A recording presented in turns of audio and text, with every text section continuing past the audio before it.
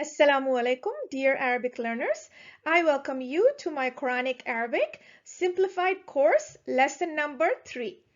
I have shortened the Madinah Arabic Grammar books with examples only from the Quran so that you learn Quranic Arabic quickly and you begin to understand Quran. Please join this Quranic Arabic course for 2 or 3 short videos per week, InshaAllah. I am Afifa and today's short lesson number 3 will cover singular pronouns in Arabic. Bismillahir Rahmanir Rahim. A pronoun is a word used instead of a noun. We have the same idea in English where we say he or she instead of the actual noun. The pronoun huwa in Arabic means he, and the pronoun hiya means she. So I is ana, he is huwa, she is hiya, and you is anta. We will talk about you a little bit more later. And these pronouns, I call them detached because they are by itself. In the future lessons, we will see how these pronouns can actually attach to other words. That is, inshallah, in a future lesson. Here's a chart to cover the singular pronouns that we just discussed, the detached singular pronouns. Ana is I. We talked about anta, which is you. Please note that anta is if you are speaking to a male. If you are speaking to a female, you would say anti, you. So they are both in English, you, but anta is if you're speaking to a male and anti is if you're speaking to a female. Hiya is she, or it could be referring to it. And huwa is referring to he, or it could refer to it if it's an object. So the same pronouns are also used to refer to non-humans or objects to mean it. So we should use huwa or hiya for referring to it according to the gender of the object. Yes, in Arabic, objects also have a gender. So they're masculine or feminine.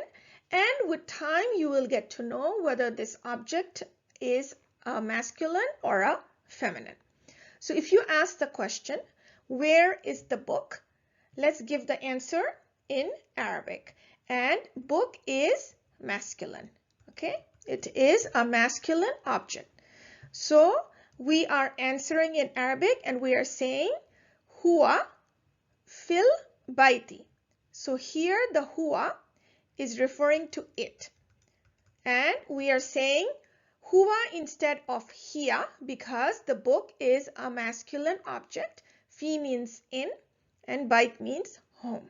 So it is in the house. Huwa fil baiti. This is from the Quran where Allah says, وَمَا هُوَ مِنَ الْكِتَابِ. Here huwa refers to it. It is not from the book.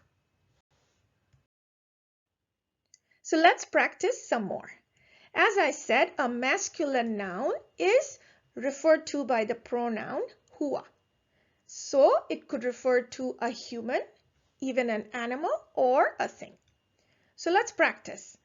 We want to ask the question, where is the boy? In Arabic, you say, Aina al-waladu. Aina means where. And such particles of questioning, inshallah, we will cover in a future lesson. So, Aina al-waladu means, where is the boy? So you answer, he is in the mosque. You say, in Arabic, huwa fil masjidi. So, fi here means in, and it is a harf and a preposition, and we have a lesson for this in the future, inshallah. Huwa fil masjidi. He is in the mosque. Now ask the question, where is the book? So in Arabic you say, Aina al-kitabu? You answer, it is on the table. So you say in Arabic, Huwa alal maktabi. So note that we are saying huwa to refer to it. And this ala, it means on, and it is a preposition. So we will study this in a future lesson, InshaAllah. Huwa alal maktabi. So here the maktab means it is a table, but it can also mean office. So an ism can be aqil, which means it possesses intellect, such as humans, angels, and jinns, or it can be ghayru aqil, which means it possesses no intellect, such as animals, objects, and trees. And as we said before, a feminine noun is referred to by the pronoun hiya, whether it denotes a human, an animal, or a thing. So let's practice. Where is Amina?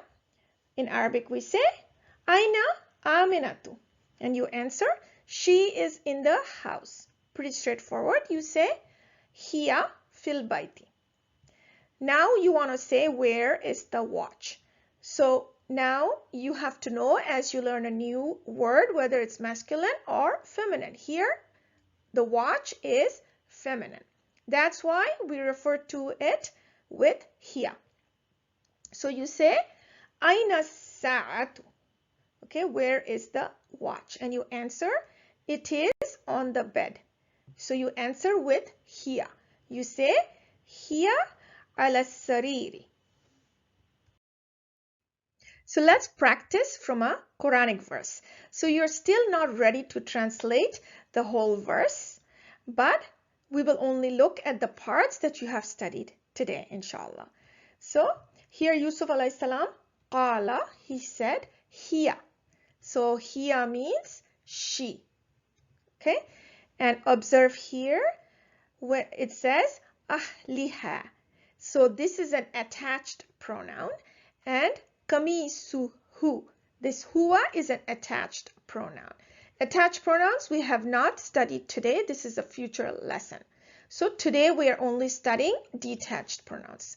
So here's another detached singular pronoun, huwa, which means he. Huwa, min means from, a preposition that we will study in the future. Huwa minal kadhibin. So he is of the liars. So let's say in Arabic, where are you from, Amina? So we say, min aina anti, ya Aminatu. So note here, anti is used because you are speaking to a feminine. This is feminine you. So let's do a practice from a verse, and we only will cover the part that you have learned. So this portion of the verse says, Innaka antal alimul hakim. So here the angels are speaking to Allah directly using the pronoun anta, you. So ana is a pronoun and it means I. It is used for both masculine and feminine. So we can say ana Muhammadun, or we can also say ana Aminatu. Let's look at a portion of this verse. Wa ana awwalul muslimin. The waw means and. It is a conjunction that we will inshallah learn in the future. It belongs to the category of harf. And ana is what you have learned today. It means I. I am among the first of the Muslims. So now I'm going to go over some Arabic terminology that is optional for you to know, as long as you understood the singular pronouns that we covered today. That's all that you should know. So we studied pronoun today, which in Arabic is ad-damiru. And we said the pronouns were detached, which in Arabic is al-munfasilu. Yadullu ala means indicates upon. And jinsun is gender. Adadun is number. We studied huwa, which is he or it. And when we speak about he is absent. He's not here. So we say in Arabic for the absent, al-ghaibu, which is the third person. And this is male, which is al-muzakkaru. And it is singular that we're studying, which is al-mufradu. We said she or it is here. Again, absent, because she is not here right now. We say she. So in Arabic, it is al-ghaibatu. This is al-mu'annasu, and singular al-mufradatu. We studied anta, which is you, for masculine you, and it is the second person male, which means the person you're speaking to, the addressed. This in Arabic is al-mukhatabu. And again, it is al-muzakkar, which is masculine, and al-mufrad, which is singular.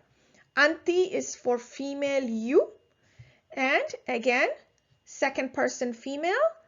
The addressed in Arabic is al-mukhatabatu.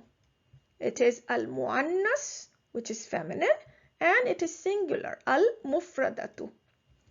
And we studied I or me in Arabic is ana. It is the speaker, the first person. I'm speaking right now. That in Arabic is al-mutakallimu, and again it applies for both al-muzakkaru and al-muannasu. It applies for both masculine and feminine, and it is singular, al-mufrad. If you are regular with watching the 2 or 3 short videos that I post per week, you will succeed in mastering Quranic Arabic, inshallah. If this video benefited you, please do like, subscribe, comment, and keep watching these short videos. Subhanaka wa bihamdika la ilaha illa anta astaghfiruka wa atubu ilayka. Assalamu alaikum wa rahmatullahi wa barakatuh.